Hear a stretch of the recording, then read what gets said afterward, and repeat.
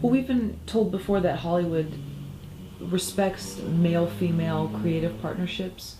And from a few people that we've talked to, they always say, some of their tips are don't make one person the disciplinarian of the group. But what would you recommend to people on terms of choosing a creative partnership?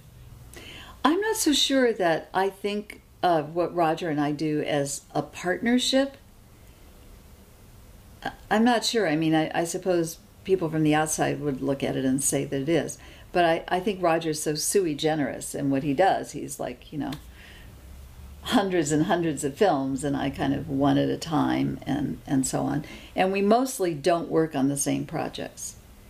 But in terms of what we do in business, we own the business together.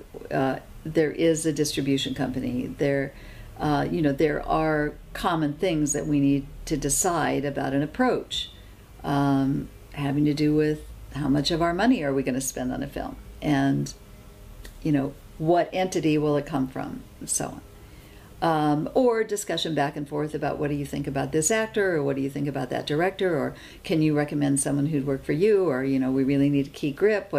This kind of thing goes on a daily basis.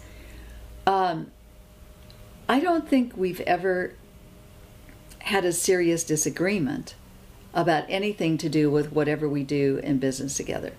Even on Boxcar Bertha, we both agreed it would not change to be about Big Bill Shelley. So I don't really know how to answer you about what can someone do, because it works okay. All of that works okay. If anything, there's a kind of question of, one wishing the other would take more charge of legal and accounting, because neither of us really wants to do that. So I don't know. I just don't remember having a serious disagreement about anything to do with business. But I also know that in our marriage, they say one of the big tests is if you build a house, and we built 2 houses.